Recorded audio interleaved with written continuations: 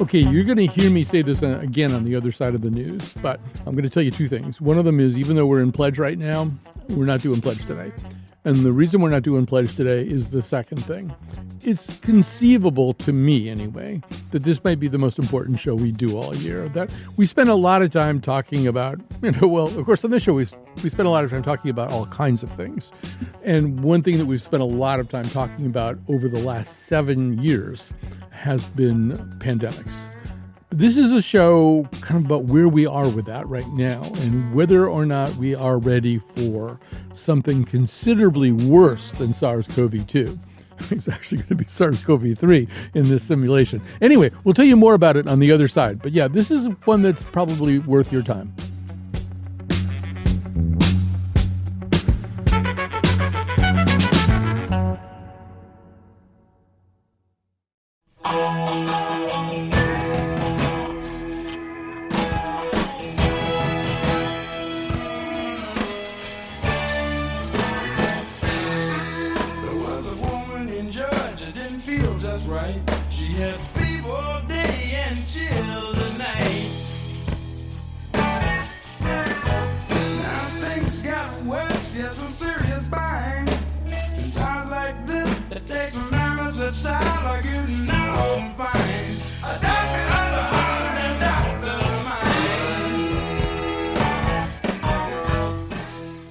So I don't usually begin this way. In fact, I hate hosts who say, one of the things I'm proud about, and I hope I almost never do that. But I think one of the things that I'm proud about is a tradition on our show that goes back to July of 2018. We did a show with Ed Yong and some other experts that was called, and keep in mind, this is July of 2018, Are We Ready for the Next Plague? And well, first of all, we found out in less than 2 years that no, we were not ready for the next plague. But since then, we've really tried to cover this. We covered it during the worst and the next to worst of COVID, and we continue to be interested in it. So the other thing I'm going to tell you is that we're in the middle of one of those public radio fundraising drives where they interrupt and ask you to pledge. We're not doing that today because I really think potentially this episode might be the most important episode we do all year. We're so distracted by all the chaos in the world right now and in our country that it's easy to lose sight of this one thing, which we already ought to know is a very dangerous thing to lose sight of. Joining us to dilate upon that is a guest I'm very excited to have back, Dr. Michael Osterholm, founding director of the Center for Infectious Disease Research and Policy, aka CIDRAP, at the University of Minnesota, and the co-author most recently of The Big One, How We Must Prepare for Future Deadly Pandemics. It's a terrific read. It's done in a somewhat novelistic manner. And so, first of all, Dr. Michael Osterholm, welcome back to our show. Well, thank you. It's great to be back with you again. It's been a while. It's been a while. To be here. It's been a while indeed. So, so what this thing does, it's kind of in the style of what in your business is sometimes called a tabletop exercise. In fact, when we did that show in 2018, I think Johns Hopkins was doing a tabletop on something called Clade X. It was like the next really bad form of influenza. This is a tabletop exercise where you postulate a fictitious disease, it's SARS-CoV-3, and you invent a bunch of characters who have to deal with it, and then you do analysis of what they do. But, Mike, it's almost impossible to do that without talking about SARS-CoV-2. Right. And, I sometimes think that SARS-CoV-2 could have been a very grim kind of gift to humankind in the sense that it was very contagious, but the case fatality rate wasn't off the scale like, Ebola or MERS or something. Mm-hmm. It was a more complicated disease than it initially presented as being. It was just a respiratory disease. It did other things. But it was really, in a way, if you wanted to, cut your teeth a little bit on a pretty serious disease that wasn't quite as drastic as the one that you're positing in this book. It was a great, grim, deadly learning opportunity from which we didn't seem to learn very much. Yeah, I think the whole purpose of writing this book was part love story, and that is a love story to my kids and grandkids about what we could do to take pandemics off the table as they could be. And I think the second thing is why are we not learning? I had the good fortune right after 9/11 to split my time between the University of Minnesota and serving as a special advisor to then Secretary of Health and Human Services Tommy Thompson on bioterrorism. And as part of that, I got involved with the early days of the 9/11 Commission, that because of that following through. And that was an incredible effort led by a Republican and a Democrat, no finger pointing, deep dive into what went wrong, what could be done better. And that report actually ended up becoming a very important roadmap for improving our country's security. Well, why have we not done that with COVID? Because as you pointed out, very appropriately so, things could be a hell of a lot worse. And what are the lessons we could have and should have learned from COVID that would make us much better prepared the next time? And so really in this book, as you pointed out, we run a fictional scenario from the very beginning of the emergence of the virus, and each chapter starts with that part of that scenario, and then it deals with the topic at hand. And because I was in the front row of the COVID response in this country, I was able to see all the things that went right, all the things that didn't go so well, and all the things we really should have learned a lot about and just haven't. Yeah, I want to talk a little bit in this segment about effective communication, which is one of the chapters, one of the subsections of your book. I think it was an area where we really fell down. And so going into COVID, to SARS-CoV-2, the CDC already had a playbook for pandemics. And one of the things that was in the playbook, I was interested to find out at the time, was that the primary spokesperson about a pandemic shouldn't be the president, shouldn't be an elected official, because just inherently, somewhere around 40 to 60% of the population doesn't trust that person. They didn't vote for that person. They have an existing prejudice against that person. We probably would have been better off if, like, every 3 days, like The Rock and, I don't know, Caitlin Jetelina came on the air, and, somebody with some real expertise and somebody that everybody liked and had talked about this. Instead, it was all refracted through this very polarizing figure of Donald Trump, who was the most disastrous kind of communicator, because he would say almost anything at any given moment. He would contradict something he'd said 2 days before. He would say something that just popped into his head. He would say that it was going to vanish like a miracle. He said all kinds of things. I mean, he sort of took everything that's in that CDC playbook and broke it over his knee. Yeah, well, first of all, communication is the very heart of any response. As you pointed out, if you're not trusted, there's not a lot you can accomplish that's going to be successful in really getting through the pandemic. And that was a problem. I remind people all the time, the science is not truth. Science is the pursuit of truth. It's the ability to keep learning and learning and learning. And had we done a better job of communicating that, as a case in point, the early example was I wrote an op-ed in the Washington Post in early March of 2020 saying, do not do lockdowns. Do not do lockdowns. They will not work. Why? Because you had to look at this as likely a 2 to 3 year effort that we're going to be in fighting this virus. And could you really lock down for 3 years? No. So what you needed was an alternative to say, well, then what do you do? Well, early in the pandemic, the only thing we had to really impact on people's lives was good medical care.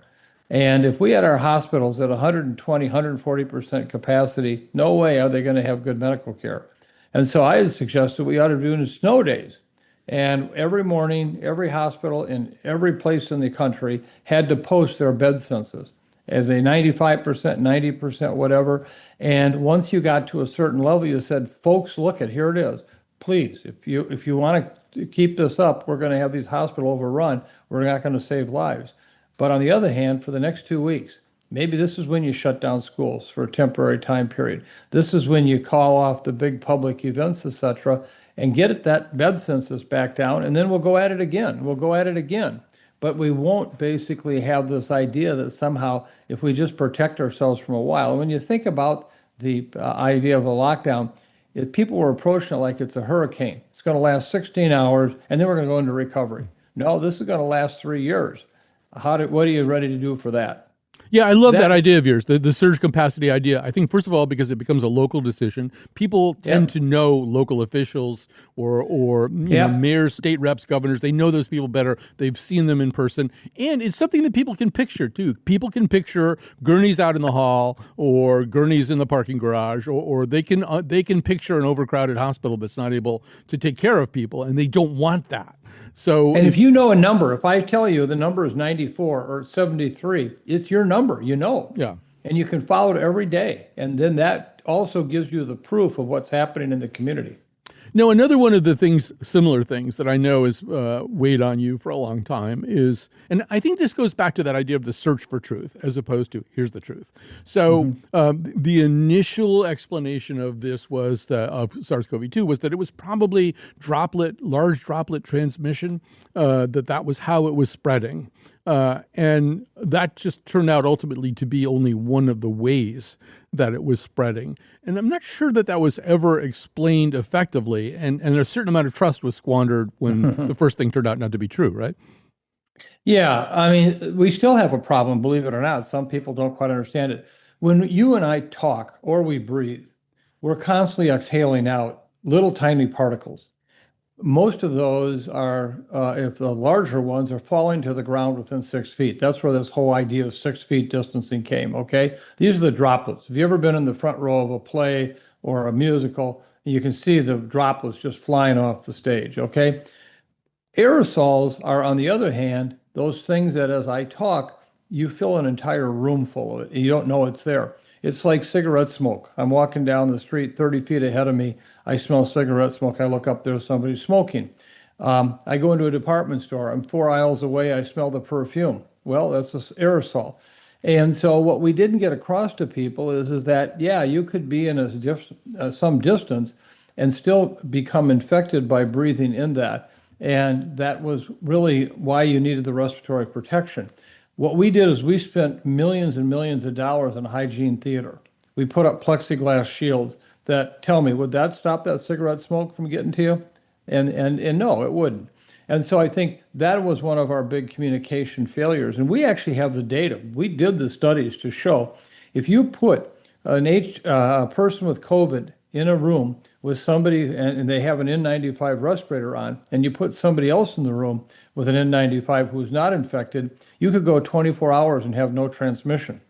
Put somebody in a room with a surgical mask on and another surgical mask, they'd both be, the one would infect the other one within an hour.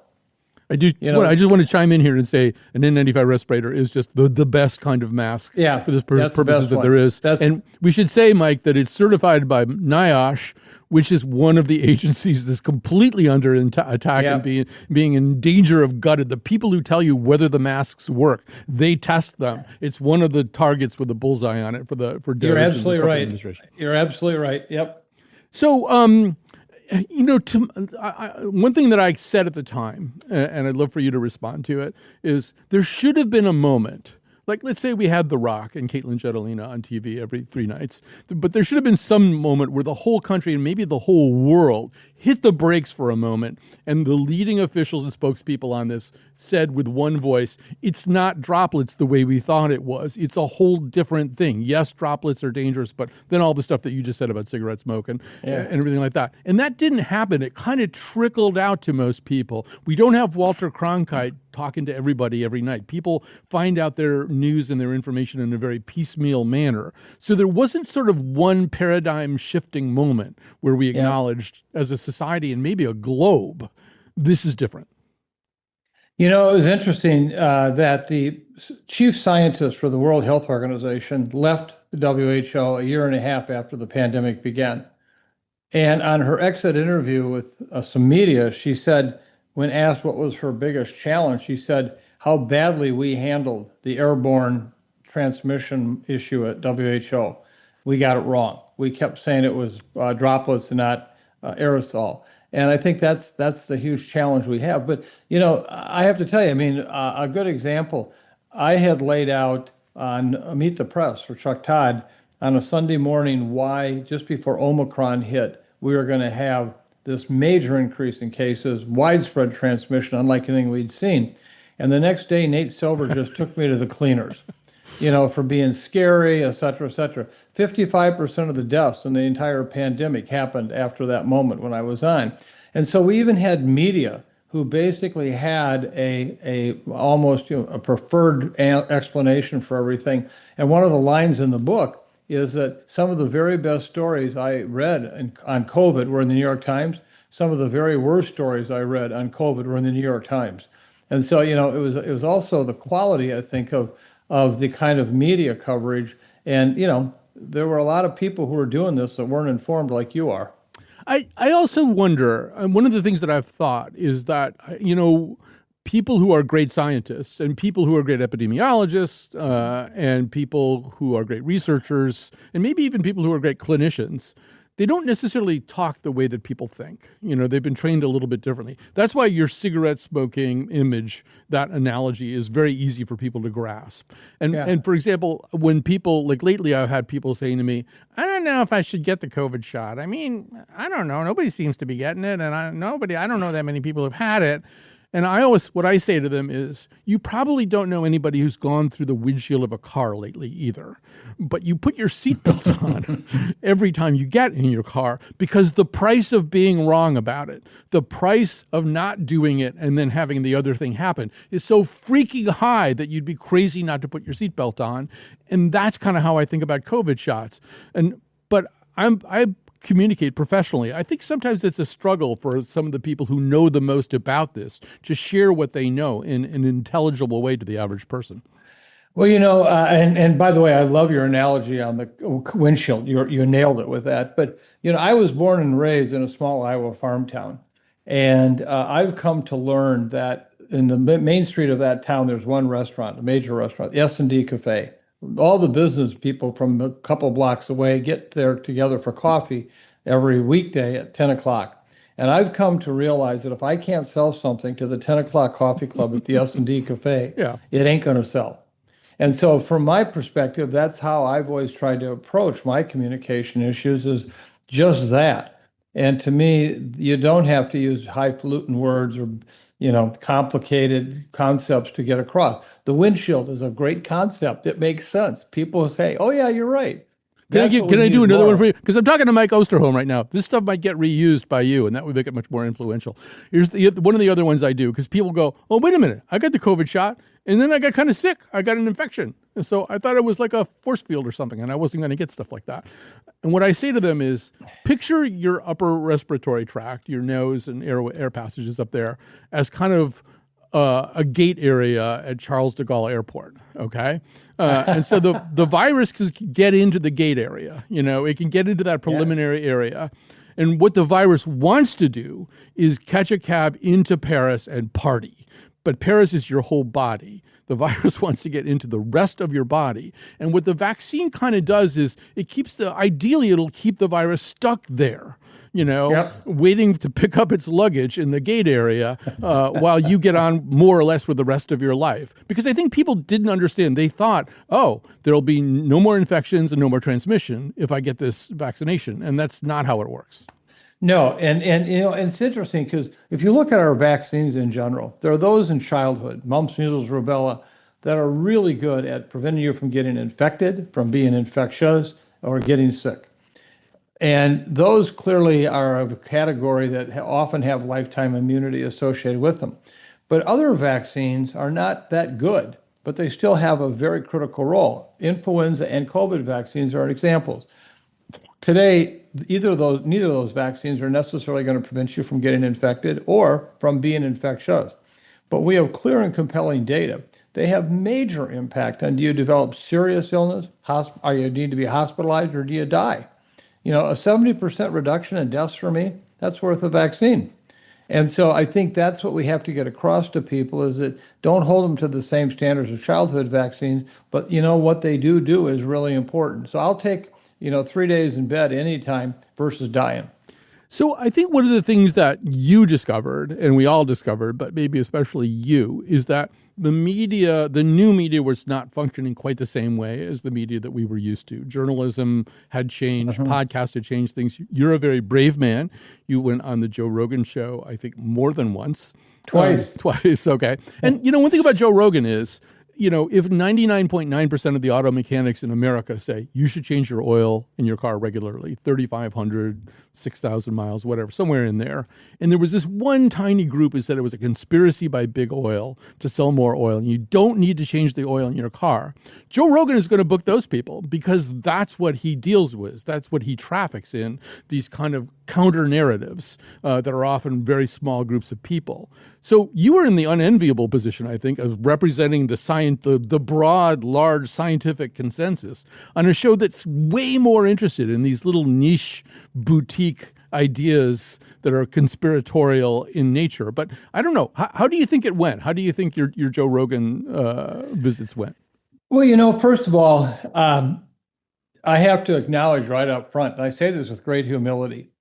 In early March of 2020, we get this call from the producer of the Joe Rogan podcast to our office asking, to talk to me, wanting me to come on the air. I wasn't there at the time. But so I get back and the staff of, a number of graduate students I have and so forth, were all excited about this. And I said, who the hell is Joe Rogan? What's a podcast?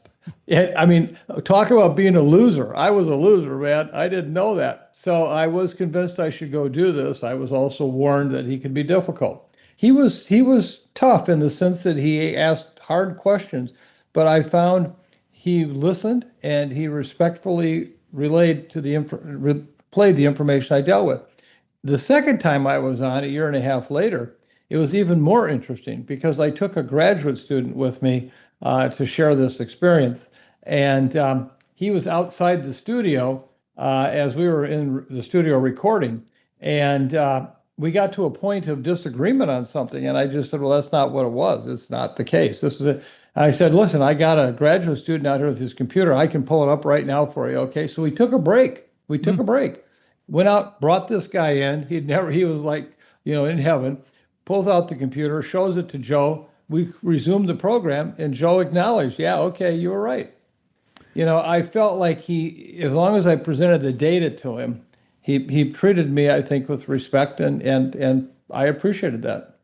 So one of the things this book, the big one, does, which I should have said you co-wrote with Mark Olshaker, is at the end of each section, there are takeaways. So we got SARS-CoV-3. It is worse than SARS-CoV-2. The case fatality rate is just way higher. More people are dying. For effective communication, for everything that we just talked about for the last few minutes, what's the new takeaway? What's the takeaway that makes a better outcome? For effective communication, I mean. Yeah. It's about first being honest and humble. Mm-hmm. Just tell people what you know and what you don't know. One of the areas that I got immersed in also was around the vaccine. When the first results came out in the end of 2020, it was exciting, 94, 96% protection against illness, etc. But I had worked with coronaviruses in the past. Back in 2003, when I mentioned I was still at HHS helping out there, I got involved with the SARS response, the severe acute respiratory distress syndrome that came out of China. And there was a situation where we saw this waning immunity over time. People lost the protection that they had gotten when they had an infection and survived. Same thing happened with MERS, the Middle Eastern Respiratory Syndrome virus that popped up in the Middle East in 2012. And so I thought to myself, well, these vaccines have that same problem. And so I had suggested, and I stated this in my work with the administration, we should be reporting out every month that number. So if it's 94% or 95% in month 1 or month 2, what is it in month 4 and month 6? And if we had done that and then said, and guess what? If we get to a certain level, we're going to probably need a booster. It's like influenza vaccine. We just get a booster, okay? So what happened was we kept fixating on that 94, 96% number. And so in the following summer, when we had these outbreaks all of a sudden, people said, you lied to us. And nobody really lied. They just basically used the number that got the vaccine, and they hadn't accounted for this waning immunity. That's communication. That's honesty. If we had just said, we'll keep you posted, again, it's that number idea. Everybody would have access to the number. And I think we could have avoided a lot of the misunderstanding And people ascribe motive to what happened. You were covering up stuff, why the vaccines didn't work. Well, they did work, but they only worked for a certain period of time. All right, we're going to grab a break here, very quick break. As I should repeat, we are not doing Pledge Breaks fundraising today because I just feel like there's too much to cover here with Mike, and it's too important a topic. Anyway, stay with us. Don't let us get sick. Don't let us get old. Don't let us get stupid, all right. Just make us be brave and make us play nice. Let us be together tonight.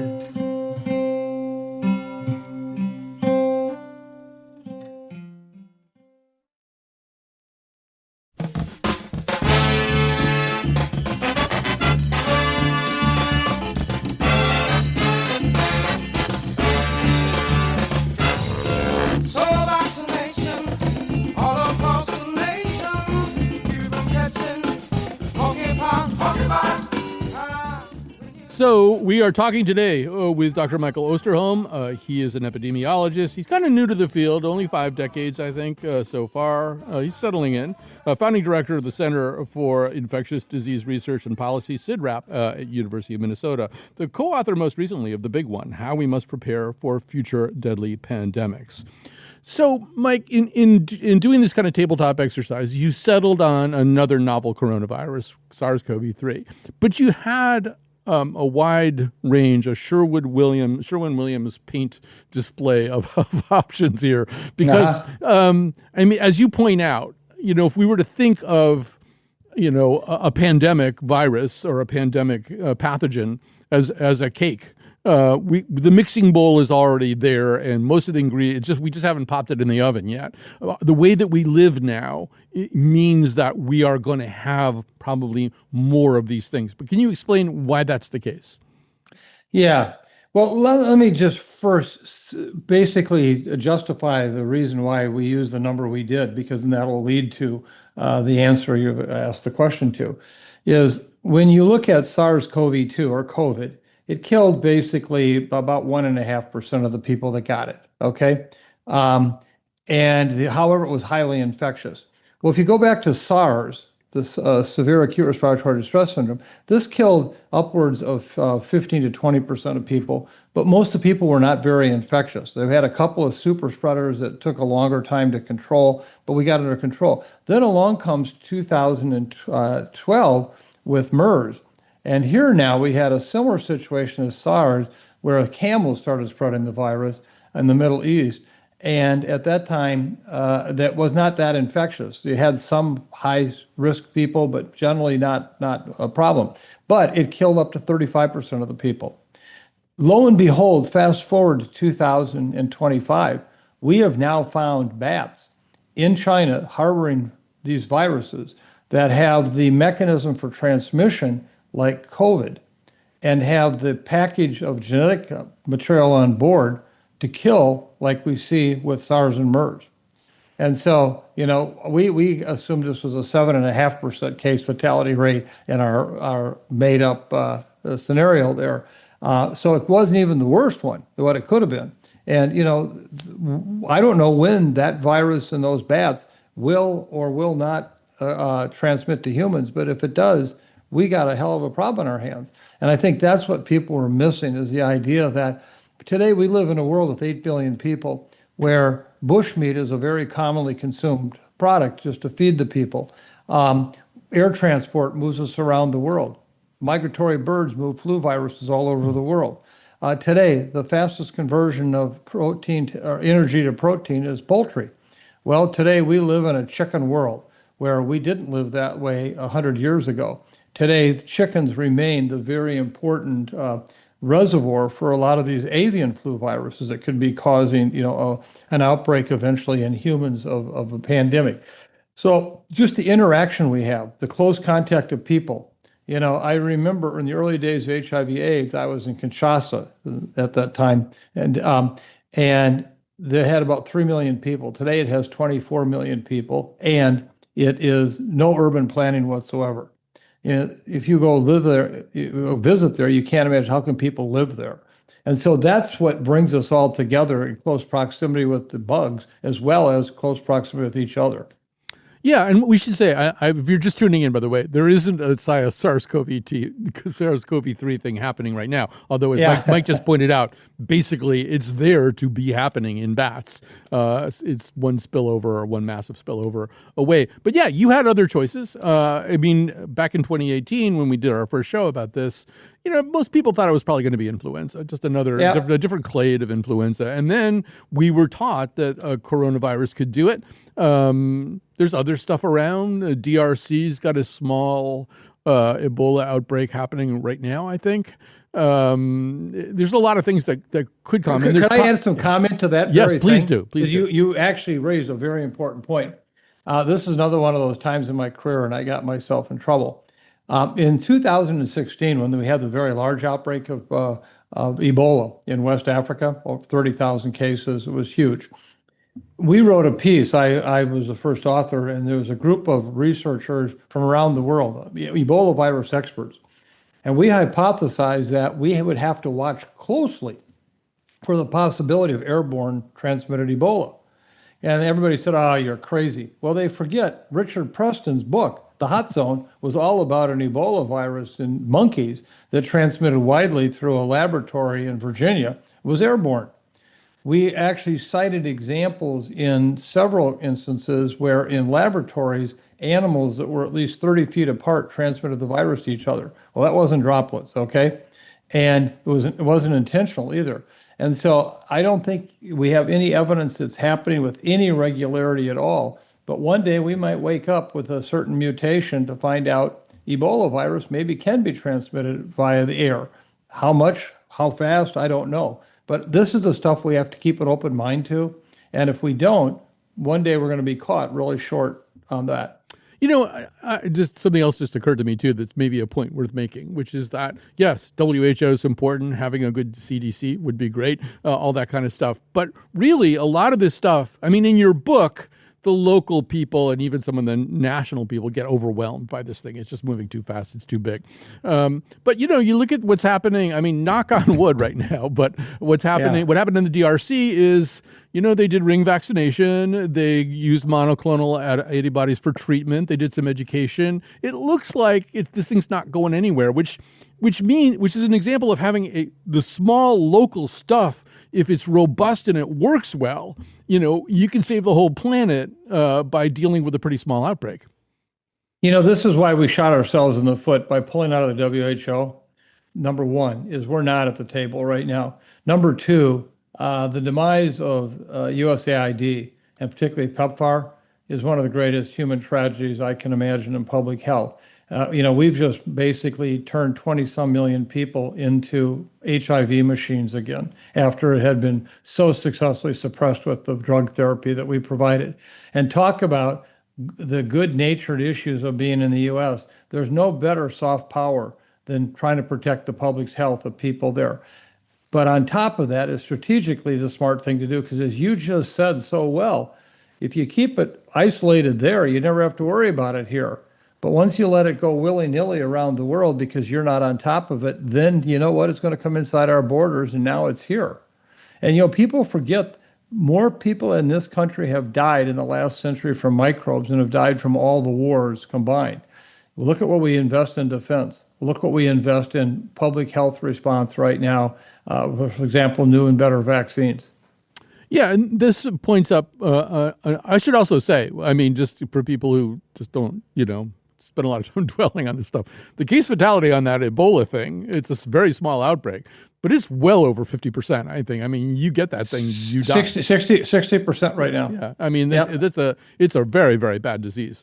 It's a good idea to contain it. But, one of the things you do within the book is that whole question of, could you seal off your own shore? We dabbled in that at the beginning of SARS-CoV-2. Is there a way to use border control somehow to keep something out, or even just to buy a little bit of time so that you can start looking into treatment, start looking into vaccination? Mm-hmm. It doesn't work, does it? No, absolutely. And why doesn't it work? Well, I think There's some of the challenges we have today in terms of treatments, vaccines, et cetera, has to do a lot with our just lack of investment into these things and understanding what works and doesn't work. And we spend so little on that's the challenge we have right today is trying to contain things offshore without having the appropriate vaccines or medications just leaves us short. The other thing I think that's interesting about all this too is the way people remember stuff. People remember stuff very differently. And you were talking about lockdowns before and how you cautioned against the lockdowns because the disease would probably drag on too long to make this a viable way to deal with it. If you were to ask people how long the lockdowns were, I'm sure they would say, "Oh my God, we've been in a lockdown. It must have been a year and a half. We couldn't go anywhere." And it's sort of funny because one of the things you point out in the book is no lockdown was really all that long, and certainly in terms of states and stuff like that, it was a relatively brief time that this not very promising idea was tried. The average time for the 41 states that did lockdowns was 2 months. And then there were a number of states like ours here in Minnesota where the governor basically issued an executive order, a stay-at-home order, but 82% of the workforce was deemed essential, therefore exempt from it. Now, that wasn't a lockdown. Now, people did suffer in terms of that public, opportunities, whether it be restaurants or, sporting events, et cetera, because people were afraid. It wasn't even that the government told them to shut down. It's they did. I keep hearing about how the CDC gets blamed for all the school closures. They never shut down one school. They had no authority to. It was the locals that did it because of fear. And so I think that's one of the things we have to anticipate for the next pandemic is expect the fact that no matter what recommendations you make, you'll have parents saying any risk for my child is too great, and they'll act accordingly. And I think that's the challenge we have. We're talking to Dr. Michael Osterholm. He is the co-author of The Big One, How We Must Prepare for Future Deadly Pandemics. I'm going to break here because I want a big chunk of time on the other side of this break for our final segment. There's a whole bunch of other stuff we need to get to and probably won't get to all of it, but stay with us. Oh, I should say one more thing, which is you've heard me say that we are not fundraising during this show. That's absolutely true. However, if you are impressed by that and you're impressed by our sense of mission and you would like to, after we're done talking, go to ctpublic.org, donate, click that donate button and make a donation. Just give us $100. We might have saved your life today. Who knows? Anyway, please think about doing that.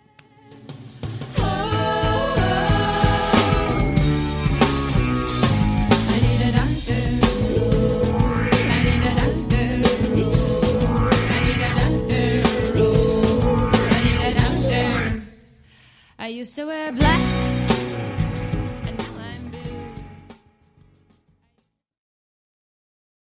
We are back. A few thank yous. Actually, one main thank you, Jonathan McNichol, Jonathan McPants. Both Jonathan McNichol and Jonathan McPants are the producer of this episode and are also subbing in as the technical producer of this episode. I want to thank everybody else who backs us up. Lily Tyson, our senior producer, Robin Doyen-Aiken, who's our boss. I don't know what her title is. And I suppose I should specifically and especially thank Meg Fitzgerald, and anybody else who greenlighted the idea that we wouldn't do fundraising during this show. So thanks to all of you. Thanks for your support. We really appreciate it. We're talking to Dr. Michael Osterholm, a founding director of CIDRAP, Center for Infectious Disease Research and Policy at the University of Minnesota. Go Golden Gophers. Co-author of The Big One, How We Must Prepare for Future Deadly Pandemics. Oh, Mike, there's so much I want to cover in so little time. But have me back. I'm happy to come back anytime for you, man. I'm no fan of Donald Trump. There's almost nothing about him that pleases me. However, I think we have to concede that Operation Warp Speed was a miracle. And I mean, it wasn't him exactly, but he certainly created the environment and the resources to make it possible. And the reason it was a miracle was because of mRNA vaccine. This is something that had been toyed with, at least as far back as 2016, I think Moderna and fussing around with this idea. But you suddenly had a vaccine that was scalable so incredibly fast that so much of it got to market. And maybe say a little bit about that. And I know you want to talk about that $500 million, but sort of set up mRNA a little bit better than I just did, and then talk about what they did.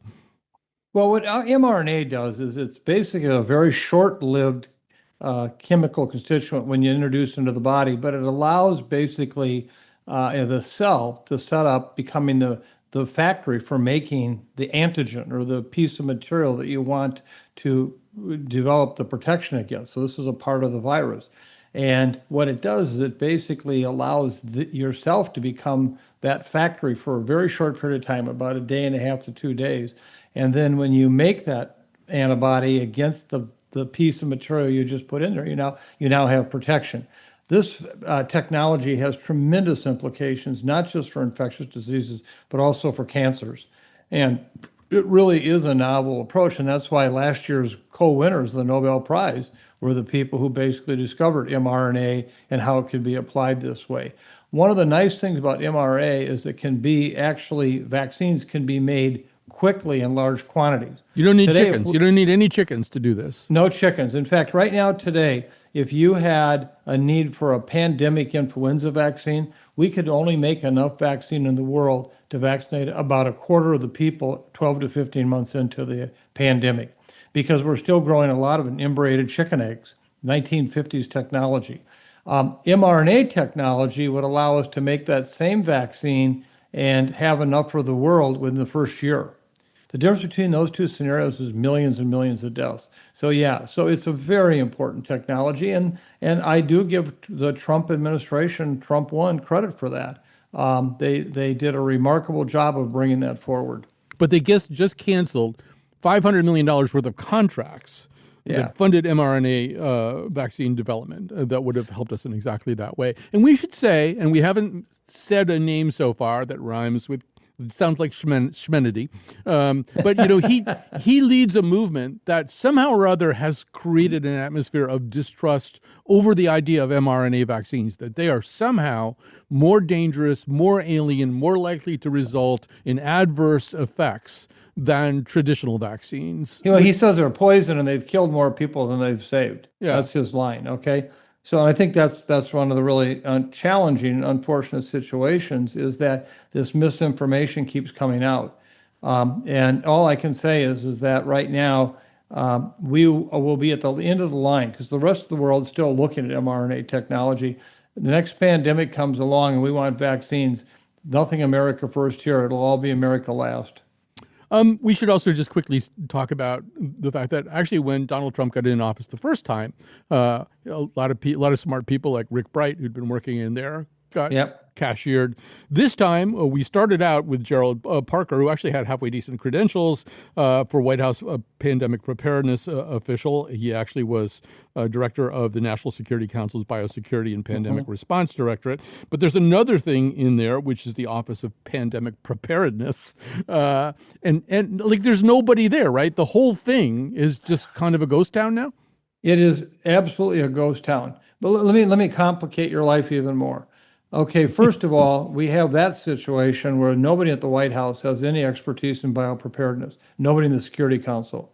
If you go to the entire executive suite at the CDC right now, there's not one scientist there. They're all political appointees without any science background. Now, if we had a crisis today where we were counting on the CDC and the White House to basically mount a response, it'd be like putting 12 people in an aircraft carrier and saying, okay, you guys run it now, okay? 12 appointed political appointees. That's how bad things are right now. You know, as we head towards the end of this, I don't want to leave everybody with a complete dark cloud hanging over their collective heads. We should talk a little bit about some of the things that are being done. The federal government is probably not going to be able to respond meaningfully to a lot of these challenges until things change pretty drastically. So change has to happen someplace else. Maybe you could talk about some of the things that give you hope. You could start with your own shop and the vaccine, is it the Vaccine Integrity Project? Integrity Project, yeah, thank you. Well, we recognized early after the election that this was now going to be an absolute challenge on vaccines, because Mr. Kennedy was slated to become Secretary of HHS, and of course he got approved, and which he did. That's what was going to happen. So what we saw was the CDC basically be neutralized in terms of its scientific capabilities, and we also saw this committee called the Advisory Committee on Immunization Practices, this outside group of experts that makes recommendations on vaccines, also all be fired. And the committee was then filled with anti-vaccine individuals. So we started a project funded by private foundation money to actually do some of the work that the CDC and ACIP did. So we actually, as a group, came together in like a Manhattan Project-like effort in 4 months and did the reviews on COVID, influenza, and RSV vaccines and provided all that data to the medical societies that now needed another way to justify their own vaccine recommendations because the ACIP wasn't going to do that anymore. And that's exactly what's happened. The American Academy of Pediatrics, American College of Gynecology, etc. All of these groups have now used the data that we've been putting out. And we're going to continue to do that for the foreseeable future. We can't wait until the CDC is back. We can't wait till the ACIP is back. But in the meantime, we're not going to just stand by idly and let this happen. Yeah, and that kind of stepping forward, particularly in educational institutions, seems to be happening. Johns Hopkins is now monitoring measles because it doesn't seem like we'll get the truth about measles from other sources. Although we should say about all this, another piece of all this is how the insurance industry responds to all of this. In other words, the insurance industry has to decide, well, are they going to cover shots? Are they going to cover medications? And they took a lot of their cues, I think, in the past from panels like ACIP and from the federal government. Yeah. And that's a problem. People need money sometimes to get this stuff, or they need coverage. Could you say just a little quick thing about that? I'm happy to report to you that ACIP, as a source of information, is now being replaced by these other bodies of information like I shared with you. And the payer community has actually come forward and said, we'll cover these now. What we're concerned about is the Vaccine for Children's program, where half of all the kids' vaccines in this country are bought by the federal government. And we could see this administration shutting that off tomorrow. So we'll have to make up for that one. But that's what these regional groups are, of which you're part of one in the Northeast, where the states are banding together to determine if we have to buy the vaccine for ourselves, how will we do it? And so I'm happy to report that people are not sitting by idly and just saying, well, we got to wait. We can't wait. We got to move now, and we are. Yeah, we should say that the payer community, I mean, good for them that they did it. There's a certain amount of self-interest involved there. People who get sick and have to go to the hospital and be on a ventilator for, these are very expensive cases. It's way cheaper, I'm sure, to treat them with vaccines at the beginning. I think, and we're almost out of time, Mike, but to me, there is another little sad part, which is that there just seems to be an effort to minimize things from the federal government. And as something that you've pointed out, we should say that your book had to go to bed before a lot of this stuff started to happen. That's the way books work. But, as you've pointed out, in August, the CDC recorded the most pediatric flu deaths in a single season, 281 children. And it just has never been acknowledged by the federal government. This is the kind of thing that, that an HHS director might say, this is why you need to get the flu vaccine, because children die from this disease. And it's just like nothing, right? It's just... Yeah, in fact, we just did what we call a viewpoint from our Vaccine Integrity Project this past week. There has been no campaign whatsoever to remind people about why they want to get their seasonal flu and COVID vaccine right now. First time in modern history we haven't had a flu program like this. There's no promotion whatsoever. It's basically, okay, it's available, we're not promoting it. And that's really short-sighted. We'll pay a price for that down the road. We should say that hopefully you get your COVID shot already. Now is like right about the perfect time, I think, to get the flu shot because it does wane. There's no real system of a double punch on flu. So October's a pretty good time to get one. Well, Michael Osterholm, first of all, it's an honor to talk to you, founding director of CIDRAP and the co-author with Mark Olshaker of The Big One, How We Must Prepare for Future Deadly Pandemics. I'm going to hold you to that promise to come back. Can I just say one comment? Yeah. I've been on a lot of shows in recent months throughout my career.